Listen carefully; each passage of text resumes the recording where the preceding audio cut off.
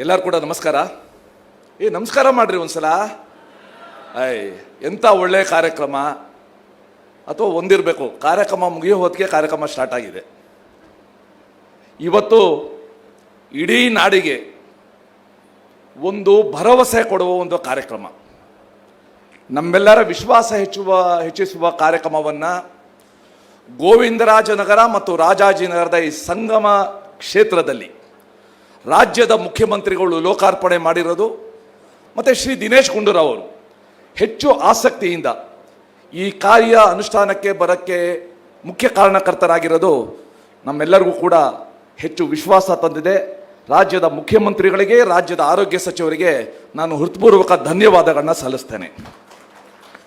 ಈ ಸಮಯದಲ್ಲಿ ನನಗೆ ಆ ಹರೀಶ್ ಜ್ಞಾಪಕಕ್ಕೆ ಬರ್ತಾ ಇದ್ದಾರೆ. ಹರೀಶ್ ನಮಗೆಲ್ಲ ಗೊತ್ತಿದೆ, ನೆಲಮಂಗಲ ಹೈವೇನಲ್ಲಿ ಅವ್ರ ಮೇಲೆ ವೆಹಿಕಲ್ ಹರಿದು ಹೋಗಿ ಅವ್ರ ದೇಹ ಅರ್ಧ ತುಂಡಾದಾಗ, ನೀರಿಗೋಸ್ಕರ ಅವರು ಪರದಾಡ್ತಾ ಇದ್ದಾಗ ಸಹಾಯ ಬರ್ದೇನೆ ಎಲ್ಲ ವಿಡಿಯೋ ತಗೊಳ್ತಾ ಇದ್ರು. ಆ ಹರೀಶ್ ಸ್ಥಿತಿ ಯಾರಿಗೂ ಕೂಡ ಬರಬಾರ್ದು.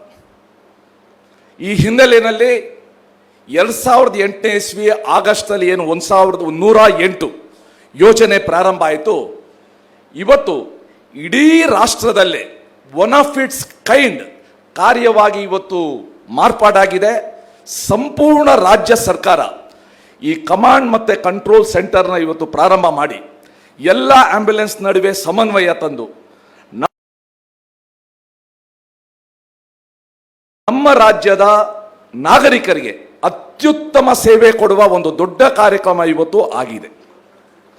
ಈ ಸಮಯದಲ್ಲಿ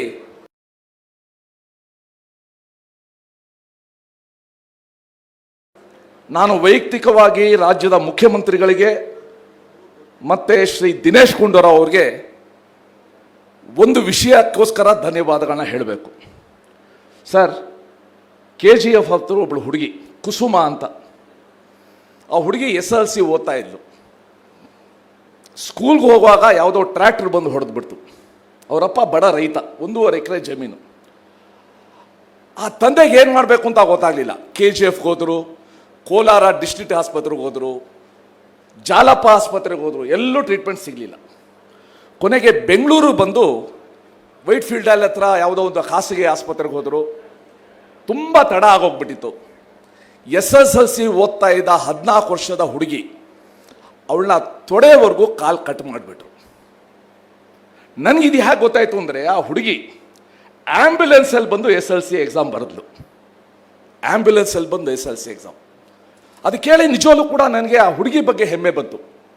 ಆ ಹುಡುಗಿ ಮನೆಗೆ ಹೋಗಿ ನಾನು ಮಾತಾಡಿ, ನಿಮ್ಗೊಂದು ಕೃತಕ ಕಾಲು ಕೊಡಿಸ್ತೀನಿ, ನಿನ್ನ ಕಾಲ ಮೇಲೆ ನಿಂತ್ಕೊಳ್ಳೋಂಗೆ ನಾನು ಮಾಡ್ತೀನಿ ಅಂತ ಧೈರ್ಯ ಕೊಟ್ಟು ಬಂದೆ. ಇತ್ತೀಚೆಗೆ ಒಂದು 20 ದಿವಸದ ಹಿಂದೆ ಆ ಹುಡುಗಿಗೆ ಮತ್ತೆ ಇನ್ಫೆಕ್ಷನ್ ಆಗಿ ಮತ್ತೆ ಅದೇ ಆಸ್ಪತ್ರೆಗೆ ಸೇರಿಸಿದ್ರು ಮುಖ್ಯಮಂತ್ರಿಗಳೇ. 5 ದಿವಸ ಆ ಆಸ್ಪತ್ರೆಯವರು ಅವ್ರ ತಂದೆಗೆ ರನ್ನಿಂಗ್ ಬಿಲ್ ಅಂತ ಕೊಟ್ಟರು. ಫೈನಲ್ ಬಿಲ್ ಅಲ್ಲ, ರನ್ನಿಂಗ್ ಬಿಲ್ 5.5 ಲಕ್ಷ. ಆ ತಂದೆ ಹತಾಶನಾಗಿ, ಸರ್ ದಯವಿಟ್ಟು ನನ್ನ ಕಿಡ್ನಿ ತೊಗೊಂಬಿಡಿ, ನನ್ನ ಹತ್ರ ದುಡ್ಡಿಲ್ಲ ಅಂತ ಅಂದ. ಅದು ನಂಗೆ ಗೊತ್ತಾಯಿತು. ನಾನು ಆಸ್ಪತ್ರೆ ಹೋಗಿ ಮ್ಯಾನೇಜ್ಮೆಂಟ್ ಜೊತೆ ಎಲ್ಲ ಮಾತಾಡಿದೆ. ಕೊನೆಗೆ ದಿನೇಶ್ ಗುಂಡೂರಾವ್ ಅವ್ರಿಗೆ ಫೋನ್ ಮಾಡಿದೆ ನಾನು. ಸರ್, ಈ ಹುಡುಗಿಗೆ ಏನಾದ್ರು ಮಾಡಬೇಕು, ಇಂಥ ಫ್ಯಾಮಿಲಿಗೆ ನಾವೇನಾರು ಮಾಡಬೇಕು ಅಂತ. ಖಂಡಿತ ನಾವು ಮಾಡೋಣ ಅಂತಂದರು. At the same time Prabhakar ಇಲ್ಲಿ ಕೂತಿದ್ದಾರೆ, ಮುಖ್ಯಮಂತ್ರಿಗಳ ಮಾಧ್ಯಮ ಸಲಹೆಗಾರರು, ನನಗೆ ಹಳೆಯ ಸ್ನೇಹಿತರು. ಅವ್ರಿಗೆ ಫೋನ್ ಮಾಡಿದೆ.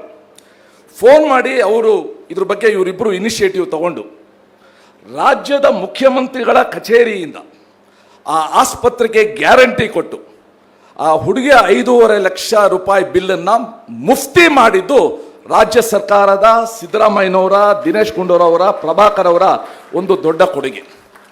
ಆ ಹುಡುಗಿ ಇವತ್ತು SSLCಯಲ್ಲಿ ಫಸ್ಟ್ ಕ್ಲಾಸಲ್ಲಿ ಪಾಸ್ ಆಗಿದ್ದಾಳೆ. ಇಷ್ಟೆಲ್ಲ ಕಷ್ಟ ಅನುಭವಿಸ್ತೋಳು.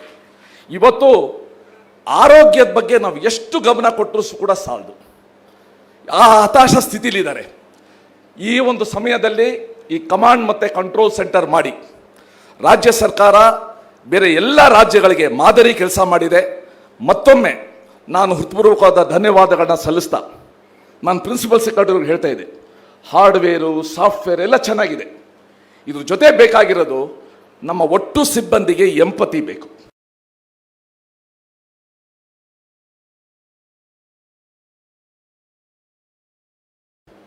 ಆ ಆ ವ್ಯಕ್ತಿಗಳ ಬಗ್ಗೆ ಕಾಳಜಿ ಬೇಕು. ಆ ಕಾಳಜಿ ಯಾವತ್ತೂ ಮಾಸದೇ ಇರಂಗೆ ನಮ್ಮ 108 ಈ ಕಂಟ್ರೋಲ್ ರೂಮ್ ನೋಡ್ಕೊಳ್ಬೇಕು ಅಂತ ಹೇಳಿ ನನ್ನ 2 ಮಾತುಗಳನ್ನು ಮುಗಿಸಿ ನಮಸ್ಕಾರ.